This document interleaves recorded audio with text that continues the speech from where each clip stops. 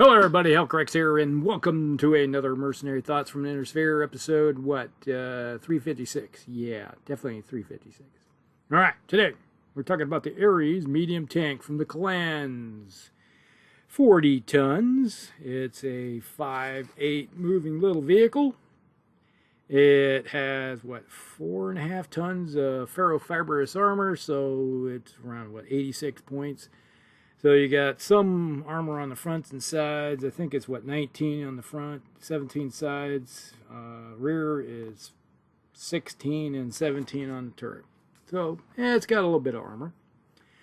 And it has, for weapons, it has a ER large laser in the turret, which is 4 tons. That's kind of a reasonable addition.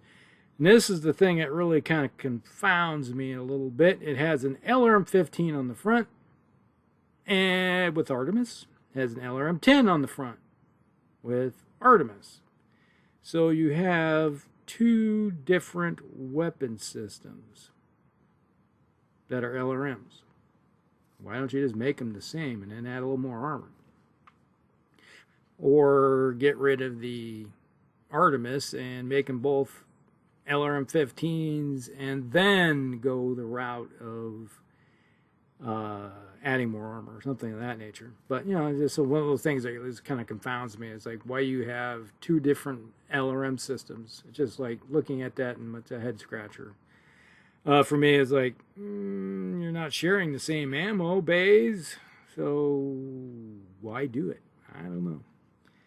One of those things that just makes you go, So, but overall, the vehicle, it's screaming to me. It's like, it's a 5'8". It gets around pretty decently. It's got 12 heat sinks because, you know, the ER large laser on board. You got to add a couple more because you got a fusion reactor. So you got 2 tons wrapped up in that. So, okay. So you got something that shoots out to 25. Okay, you got a nice long-range weapon system here. And you got a couple range 21 weapon systems. This screams to me is, you know, it's a long-range support vehicle, convoy support vehicle, just a harassment type of vehicle, you know, that comes in at pretty high battle value. It's 1,150 basically. So yeah, it's kind of expensive little battle toy that go running around on the battlefield.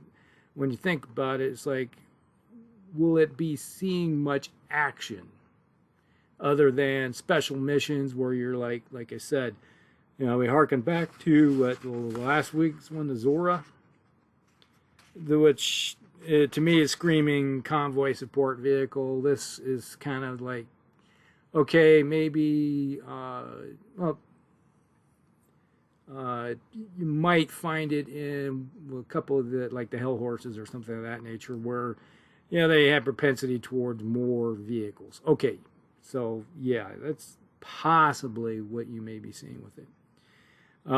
But in most cases, when you see that kind of battle value, are you going to be throwing it at a vehicle, or will you be tossing it into another mech for your clans?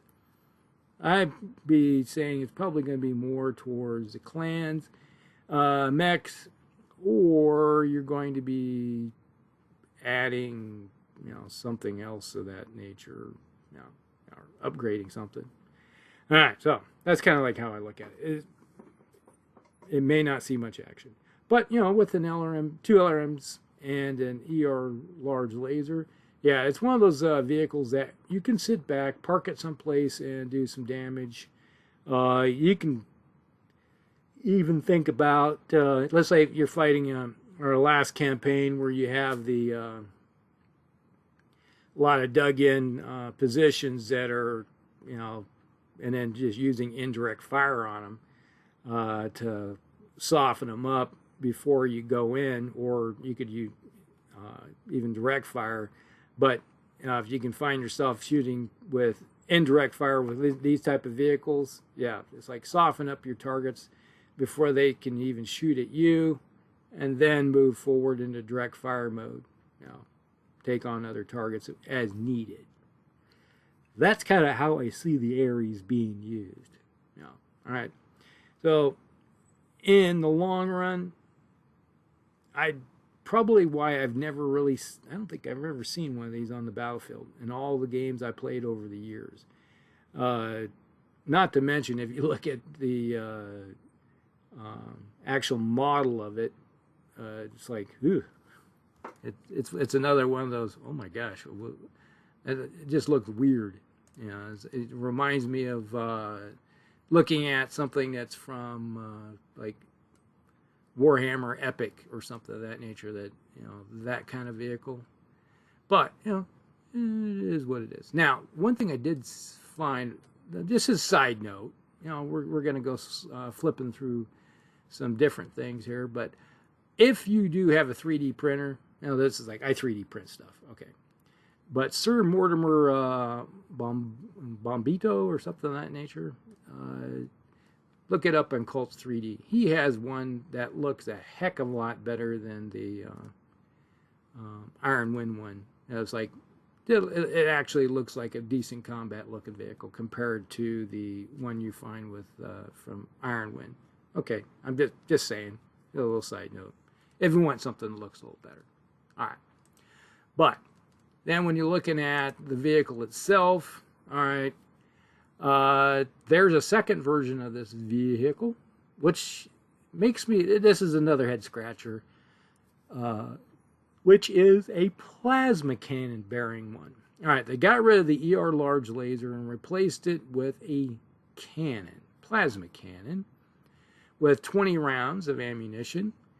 And then they upgraded to 2 LRM-15s with Artemis. Okay, all right, so they took some of the, because you don't need the heat sinks, 2 extra heat sinks, and then you can upgrade your LRM-10 to an LRM-15. So now you're sharing ammo between 2 LRM-15s, and all right, so yeah, I can get behind that. I think, yeah, it's like it does have extra ammo. It's like you're looking at what, I think 4 tons of ammunition for the LRM-15s, and then the plasma cannon has 20 rounds or 2 tons of ammunition. Now, the interesting thing about the plasma cannon versus, some of you may not know this, the Clan plasma cannon, say that 10 times fast, is an interesting derivation of the inner sphere plasma rifle. Now, you see a lot of individuals, I'm included, it's like an inner sphere plasma rifle that House Lyle developed is a pretty nice weapon. You do damage, and you can do D6 extra heat when you hit somebody with it. Hey, so like I say, if you're shooting a vehicle with a plasma rifle, you do damage, and then you have a chance of doing critical because they don't handle the heat. Okay, so there's that wonderful thing. Not to mention, if you shoot infantry, you can do, I think it's 2d6 kind of damage. It kind of acts like a, what do you call it, flamer per se type of thing. Now, the Clan plasma cannon does no damage. Yes, you heard that right. Doesn't do any damage. It just does 2d6 heat to mechs and, you know, that nature. So if you're shooting and it's range, I think 18. So the one thing that you'll probably going to seldom ever see on a Clan mech is a plasma cannon. Well, it's good for starting fires because you're shooting out this hot material off, you know, liquid. It's like shooting a what do you call it? A plastic kind of weapon. It's like it hits and melts and burns holes. Now the plasma rifle, you know, shoots hot. You know, it's doing damage because it has more of a kinetic effect to it also. But the plasma cannon is just like a big blob as you hits you and burns and just lights you up on fire. So, so I can see the benefits of it. And let's say if like running some Ares with a couple LRM-15s, following up. So you're doing damage with the LRM-15s, but then you say, oh, that mech over there is running a little hot. We'll hit them with the plasma rifle in the LRMs, or plasma cannon in the LRMs, and then shoot their heat up. And then maybe have a chance to start cooking off ammo, you know, that kind of thing. So there I can see some uses of, to say, that design of vehicle. But you're very seldom going to ever see a clan plasma cannon on the battlefield because, you know, it's not doing much of anything but heat. That's it. But I can see some of the benefits of that design with that vehicle. Okay, there's give and take. So you're not doing damage, but you know you could, let's say you're facing off against a player that loves to run the heat up on their vehicles. So not vehicles, you know, it's like you can't do that. That'd be bad. But they're mechs, and then you start hitting them with a couple of these guys, and suddenly their heat just goes skyrocketing up, and you're going, oh boy, you know, because there's, well, the heat mechanics, I think is what, you know, there's infernals, which I think the most you can do is up to 6 heat, but plasma rifles or plasma cannons are in a different category, so I'm not quite sure on that. That brings up an interesting question. So is it, if you hit them with a inferno, then a plasma cannon, what's the results? How hot can they get? That's an interesting thing I never thought about before, because I've never really seen a plasma cannon in action. I read about them, looked at the information. I don't know if they add together. So you got to look at the heat things of that. That's going to take some research. All right, so that's pretty much it. That's the Ares. Now, one thing I have thought about doing too, I looked this up and when I was looking at the Ares, is replacing the ER large laser with a couple ER medium lasers, taking an extra upgrade to 2 LRM-15s and with Artemis, and then you can add some more ammo, or not ammo, you can basically add more ammo, and then I think it is you can increase the armor by a ton. So there is that. Yeah, it's like, yeah. So yeah, you got double the ammo, and it increases the armor value up to 106. So yeah, you're an extra ton of armor on board. So that might be an interesting option too, which I've called the Mark I. That's in my machine here, but that would be an interesting kind of little. You got something for up close with the ER medium lasers, and you got the LRM-15, 2 of them with Artemis, so you can sit back and play away all you want. All right, so that is the Ares. Kind of an interesting vehicle, which brings up a very seldom used clan weapon. That's a head scratcher. Yep. All right, so that's it.